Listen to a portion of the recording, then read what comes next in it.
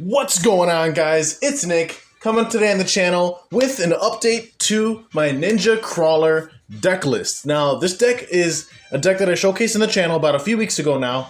However, this past weekend, I did take this deck to two separate local events.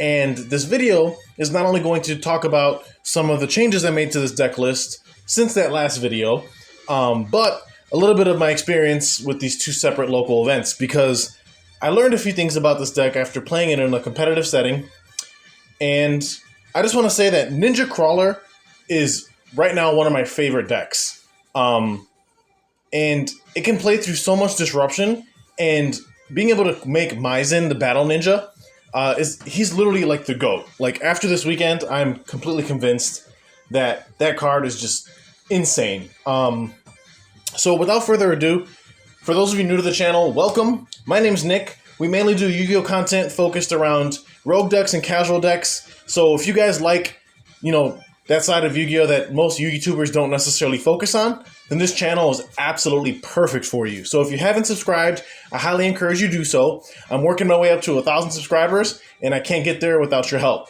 So like the video, and like I said, this video is mainly here to showcase you guys an update to my Ninja Krawler deck list. So without wasting any more time, we're going to jump right in. So we are starting things off with triple copies of Hanzo. This card is pretty much the bread and butter, the best starter that ninjas have to offer. His effect changes depending on if he's normal summoned, or if he's flip summoned or special summoned. So if he's normal, he lets you search for a ninjutsu art from deck to hand. However, if he is flip or special summoned, you get to add a ninja monster from the deck to your hand. So triple copies of Hanzo. This card put in so much work and is a really strong starter. Next up, we have triple copies of Mitsu the Insect Ninja. She's basically a free extender, being able to special summon herself from a hand as long as you control a ninja, or if you have a set monster on your field. In addition to that, she's also a monster negate. It's a little bit convoluted as to how she works, but pretty much if the opponent activates a monster effect, you can take a face-down monster you control, flip it face up, and flip the Mitsu face down. Then if the monster that you flipped up was a ninja, and it except Mitsu, you get to negate that activated effect. So it's a bit convoluted, but overall, you want to play 3 of this because it's a really strong extender, and the level is perfect for some of the things that we go into with the extra deck. So 3 Mitsu, very, very strong card. But now, something that changed from my last update was I'm on triple copies of Tabari the Sky Ninja. I kind of undervalued this card initially. However, this card is just really insane. Being able to summon it off of cards like Maizen, the turn that it's special summoned or flipped up, it cannot be destroyed by battle or card effects. So this card came in clutch for me so much this past weekend in both different tournament events that I participated in. There were so many players who battled into this after I summoned it. It got flipped, and then they realized it couldn't be destroyed. And then the ability to be able to quick effect fusion summon on the opponent's turn using ninjas from your field or hand as material is so insanely powerful. Being able to make cards like Maizen, or if a Maizen that I control would be threatened, using Maizen in this to just make another Maizen is just really insane. So Tabari puts in so much work, and this card is pretty much a mandatory 3 of moving forward. In addition to that, he can pitch himself from hand to allow you to special summon a ninja from your hand that's face up or in face down defense. So Tabari is really, really strong, and one of my newly found respects for a ninja monster in this deck list, because he is just really undervalued, or at least I undervalued it. But anyway, moving on. We're still on 2 copies of Green Ninja. I know a lot of deck lists play 1 of this card. I still feel like this card is perfectly fine at 2 because it does come up, and you want to just be able to use, if the duel becomes a bit of a grind, which it can, especially this format since there's so much different variety of decks being played at the moment. Having the second copy of Green Ninja I did like a lot, especially mid to late game. Just being able to use it as material for something like a fusion, for example, and then using its graveyard effect to disrupt the opponent. It was really unexpected for the opponent. A lot of the time they'd have to stop and read. And then if they chained anything to this and it had Maizen on field, I could just chain Maizen as chain link 3 and just generate so much free value off of effects that I'm not going out of my way to activate. So then, moving on, we're on 1 copy of Kagero, the Cannon Ninja. This is perfectly fine as a 1-of in the deck. It can be a starter, however, most of its value comes from the graveyard effect, being able to help your ninjas dodge targeting effects. If a ninja you control be targeted, you can return that ninja to hand and special Kagero from graveyard. So that's really, really cool, and then being a level 4 warrior monster also comes into play a lot of the time. Moving on though, one copy of Baku the Beast Ninja, the only ninja you really don't want to draw. You mainly want to search this or special summon it, because when you do, it allows you to target a ninjutsu art or a ninja monster in your graveyard and add it back to your hand. So this just gives you recursion. So as a one-of, it's perfectly fine. And then we're on the one copy of Geo the Gravity Ninja. Now, I'm kind of torn whether or not I should be playing 2 copies of this or just 1. The 1 copy so far has been working out perfectly fine. My fear is that if I run 2 of this, it'll just be like a bit bricky. But I'm still like on the fence, so maybe you guys can leave down in the comments below what you think Geo the Gravity Ninja should be. It did put in a lot of work over the weekend. However, the second tournament that I went to, it rarely actually came up, to be quite honest. But I'll go into my matchups after the profile, but right now we're on 1 Geo. And then as a tech choice that I'm playing for the last ninja monster that we main deck, I'm actually on 1 copy of Penguin Ninja. Now, this card is both a penguin and a ninja because it does have ninja in the name. However, this card is a level 3 water aqua monster, so it is a different ninja of a different type that can help me make cards like Maizen and Yagoromaru, since they do require ninjas with different types. But the cool thing about this card, and part of the reason why I chose to include it in this deck list, is because its flip effect, which is not once per turn, allows you to, when it's flipped, you can target up to 2 spells and traps the opponent controls, return them to the hand. Again, keep in mind that is not once per turn. So he's able to just like target up to 2 spells and traps, bounce them back to hand.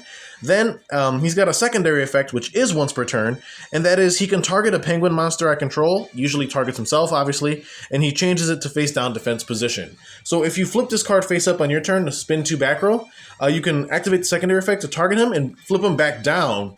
And then if you have a card like Green Ninja in rotation, you can go Green Ninja and re-flip this card back up, allowing you to potentially bounce up to 4 spells and traps on the opponent's field back to their hand. Now, given that we're in such a trap-heavy format with decks like Trap Tricks running around in Labyrinth, this card put in so much work for me this weekend, and I love it so much, especially being able to tutor it from deck when I need, off of cards like Maizen, or cards like the Ninjutsu Art Scroll, the spell card.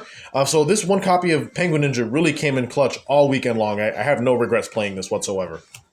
But now moving on to the Krawler package, because this is a Ninja Krawler deck. Now the funny thing about this is that I know a lot of people who are playing ninjas, for some odd reason, are not running this package. And to be quite honest, I really don't understand why. Let me explain. I mean, maybe people feel that like you have to run bricks because of the Soma, but in the grand scheme, they're not even bricks. So I'm gonna showcase all the Krawler cards that I'm main decking right here. So it's a 6-card package or engine or however you want to call it. But mainly it's triple Soma, 1 Spine, 1 Axon, and 1 Deuce X, which is optional. You don't need to play Deuce if you're not comfortable with it. However, I'm running it, and I came across something this weekend that I never really thought about before. And now that it happened to me, I'm on the notion that you should be playing Deuce if you're going to run this package. And let me explain why. So, Krawler Soma is pretty much a generic insect earth monster. And his effect states that he can target any face-up monster we control, special summon this card from hand, and if we do, flip the targeted monster to face-down defense position. Seems pretty straightforward. What's crazy about this is that Soma can target any monster that we control. Doesn't have to be a crawler, doesn't have to be an insect, it can literally be any monster we have on our field, and we book it face down to special the Soma from hand. Now what's cool about this is that one of our main starters is obviously Hanzo. So if we go Hanzo, and for whatever reason, like he gets ashed, veilered, impermed, or disrupted somehow, as long as I have a Soma in hand, I can continue extending by booking the Hanzo, specialing Soma, and now what I can do here is once Soma's on board, I can utilize Soma's secondary effect. And that effect is that he can he can reduce his level by either 2 or 4, and then depending on how many levels I reduced him by, I special summon Krawler monsters from my deck with different names, and it's from the deck, hand, or the graveyard, to my side of the field, whose levels equal what I reduced his level by.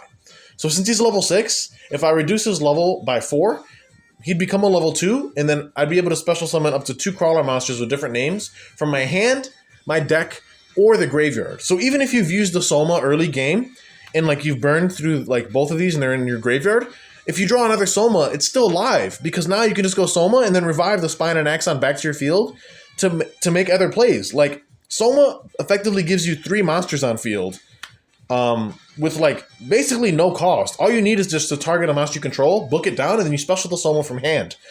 So what's insane about this is that once Soma resolves, Soma doesn't lock you into anything specific. To be quite honest, you're not locked at all. Like, you're not locked into insects, you're not locked into crawlers, you know, you're not restricted on what you can and can't summon from the extra deck. So, like, the amount of utility that you can get with Soma is limitless. It really depends on how you build your deck, but I feel like this card is so valuable. Now, a lot of you might be saying, well, all Soma does is help you play into Nib, which is true. However, in a case that came up this weekend, playing into Nib actually worked in my favor. And it's something that I'll explain once we're through the deck profile. But pretty much we play the one Axon, one Spine. They're both flip monsters. Axon, if it's flipped, it pops a spell trap. Spine, if it's flipped, pops a monster. So it's kind of like a Man-Eater Bug, and Axon's like an MST. And then the Deus Ex Crawler, if he's flipped, he's pretty much a one-sided skill drain, which is just hilarious. But I'm going to come back to this package and I'll explain how like crazy this was for me this weekend, because I'm never going to pull these cards out of this Ninja deck. Like, they put in so much work this weekend and I can't wait to show you guys why. But moving on with the profile, to round out the monsters in the main deck, we chose to main deck triple copies of Contact C. And overall, I'm actually liking this card in the main board. It came up so much this weekend and forced players into really awkward situations and scenarios. So overall, I'm really happy with the results that I saw with Contact C in the main. But that's it for the monsters, guys. Now we're diving into the spell cards. So we're on triple copies of the Ninjutsu Art Notebook of Mystery. So effectively, this card allows me to set a ninja monster and or a Ninjutsu Art from my deck to the side of the field. However, I can also set a ninja monster or a Ninjutsu Art from my graveyard to the side of the field. However, only one can come from each place. So basically, if it's early game and I don't have a graveyard, I can just set either a Ninjutsu Art or a Ninja Monster from my deck to my side of the board. But mid to late game, this card becomes really, really insane at recurring a lot of your resources from graveyard, as well as tutoring stuff from deck.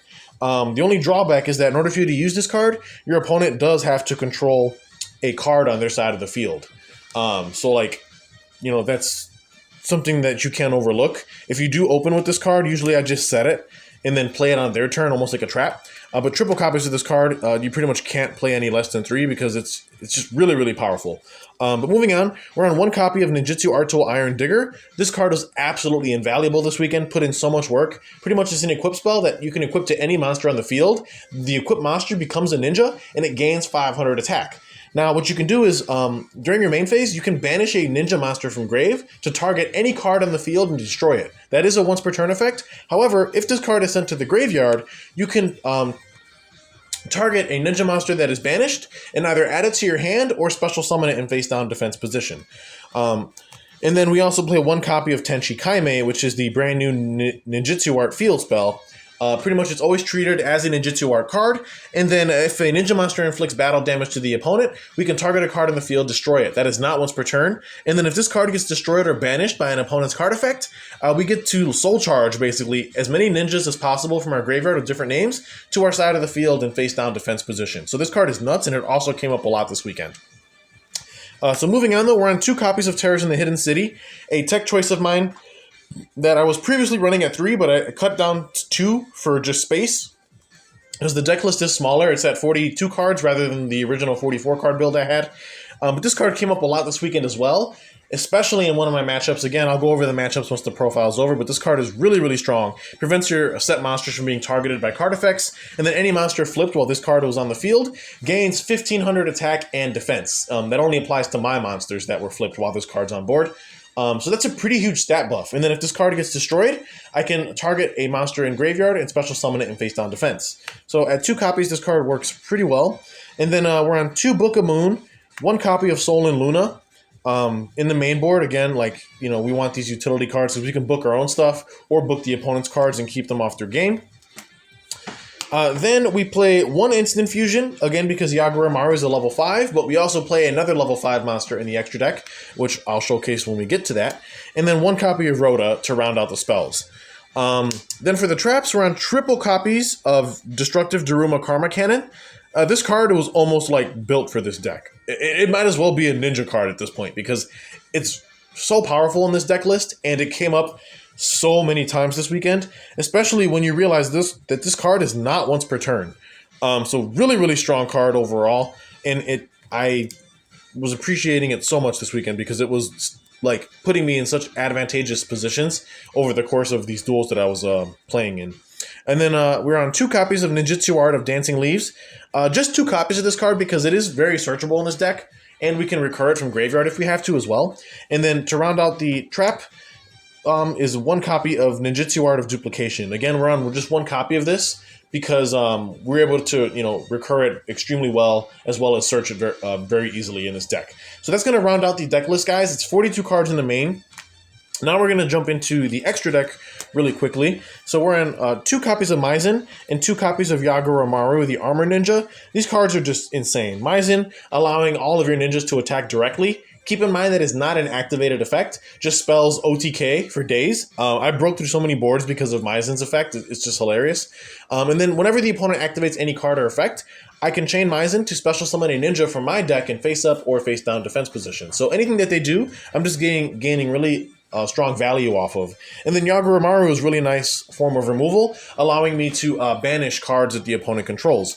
So 2 and 2 is fine. I never felt like I needed 3 of these in the extra deck. But again, if you're playing 3 of it, I'm sure there's nothing wrong with it. It's just for the purposes of my build, I'm only running 2 and 2.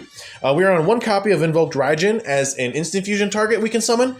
We can go Invoked Raijin off instant fusion, use its effect to book itself, and then it bypasses the end phase restriction of instant fusion, meaning Raijin doesn't get destroyed. So then if we can flip it back up with cards like Green Ninja, for example, we pretty much have a free Book of Moon on legs on our side of the field, which is really strong. We play 1 copy of Ultimate Great Insect.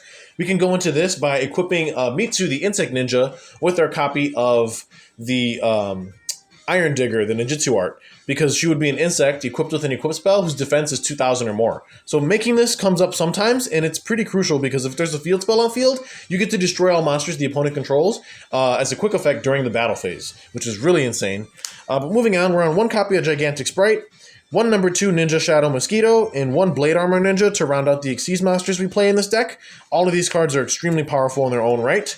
Then we are on for the links, 1 Ninja Grandmaster Saizo, 1 IP Masquerena, 1 Subterra Behemoth Fiendus for our Link 2s, and then for our Link 3, we just play 1 copy of Nightmare Unicorn, and then we round out the extra deck with 2 Link 4s, which is a copy of Beauregard Dragon and a Mech Knight Crusadia Avermax. So that's going to round out the extra deck, guys.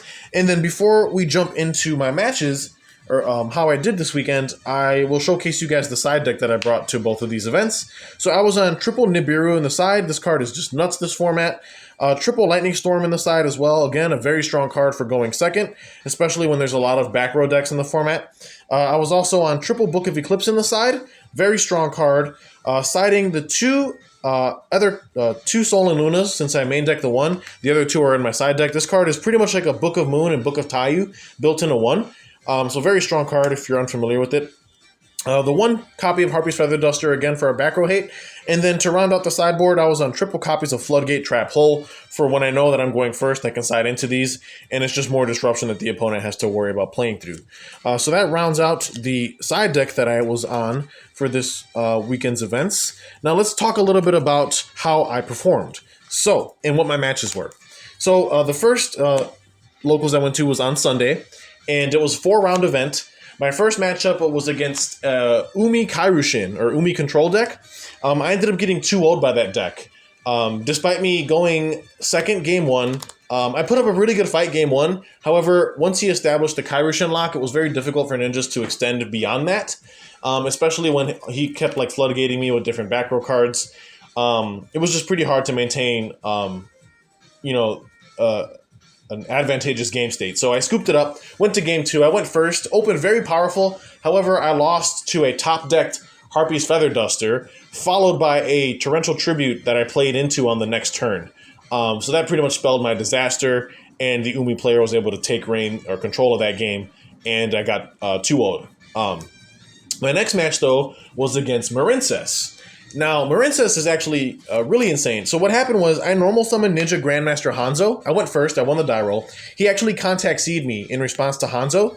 So my hand here, let me explain my hand. So my hand was Hanzo. I had Mitsu. I had a Krawler Soma. I had Destructive Daruma Karma Cannon. And I also hard opened the Iron Digger. Now, I went first, okay? So this was my opening hand here. My 5-card opening was exactly what you see before you. I literally went normal summon Hanzo. Opponent responded with a Contact C. Off of the Hanzo, I ended up searching for a Ninjutsu out of Dancing Leaves from deck to hand. Now, what I did was, since I had Contact C is a bit of a problem for this deck because it keeps me off of my Ninja Fusions and my Ninja Link. Since I can't use Contact C as material for those monsters, I'm unable to make them. So what I did was I took Krawler Soma in hand, targeted the Contact C he gave me, flipped it face down to special the Soma, pretty much getting me out of the Contact C lock, because now the card is booked face down and its effects no longer apply. So I went Soma effect to reduce its level by 4 and special summoned a copy of the Axon and the Spine from my deck, right? Keep in mind, I'm at four summons here. So what I did now is I was fishing to see if the opponent actually had a Nibiru. Sorry, here, let me adjust the camera. My apologies.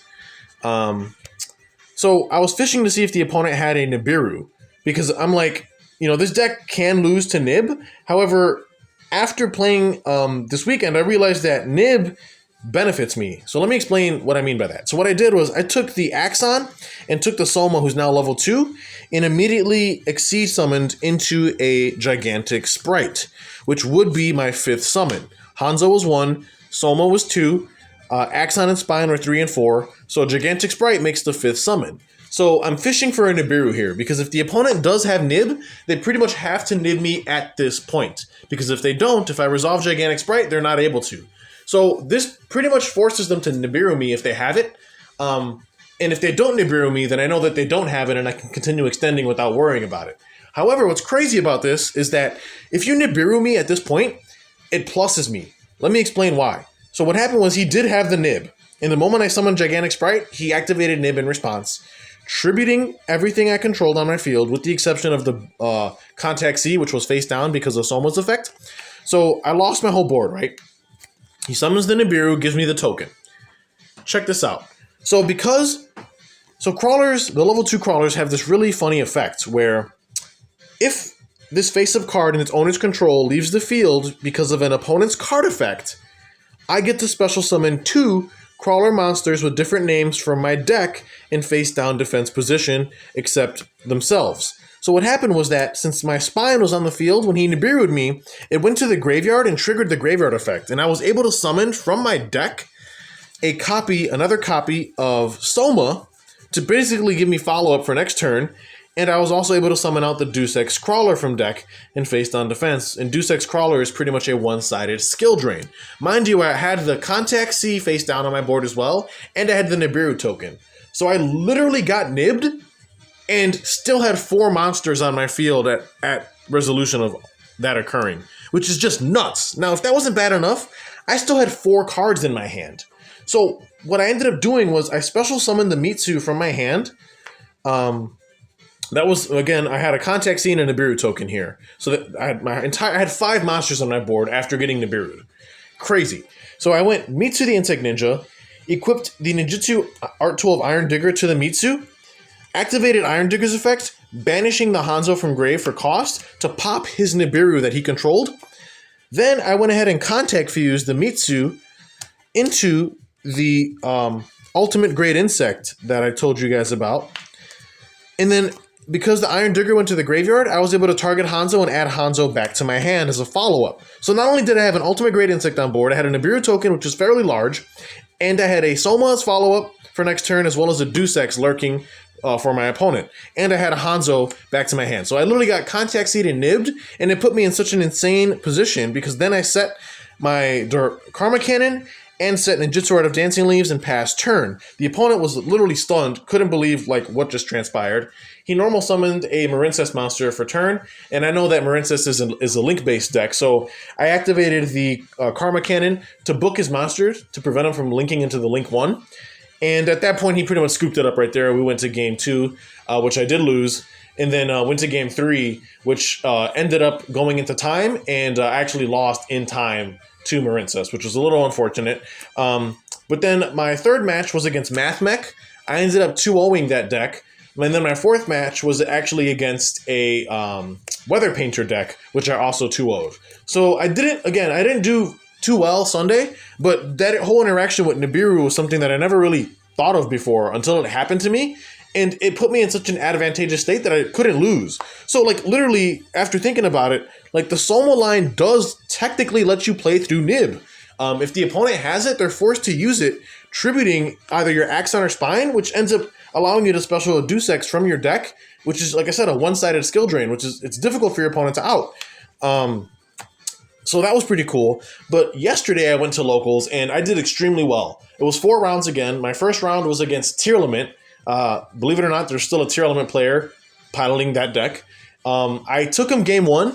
We went to a game 2 scenario where he won, and then went to game 3.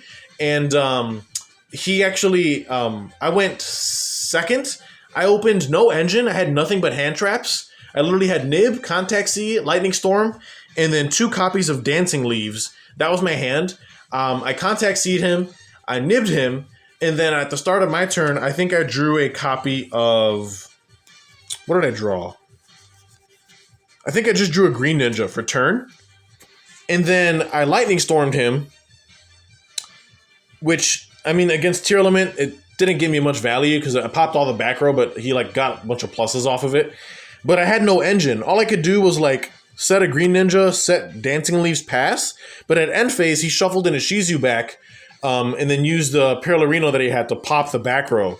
So that pretty much spelled my disaster. So I lost in game 3 because of that. I just didn't open enough engine to be able to play, unfortunately. I opened nothing but non-engine. But then game 2 was against a Dynamorphia deck, which I 2-0'd. Game 3 was against Pure Labyrinth, which I also 2-0'd. And then my 4th match was against a Naturia Ishizu Vernisylph deck, which I also 2-0'd. So I pretty much went X1 at yesterday's event, but I just wanted to make this video to show you guys the updated list and let you guys know that the Krawler package is actually really insane, and I resolved it so many times this weekend, and it felt so good being able to, like, go into so many crazy plays off of just Soma alone. But that's gonna wrap up the video, guys. Again, thank you so much for subscribing if you did, and stay tuned for the channel because I'm gonna continue bringing you guys more really cool Yu-Gi-Oh content. So again, like the video, comment down below what you thought, and this is Nick signing out.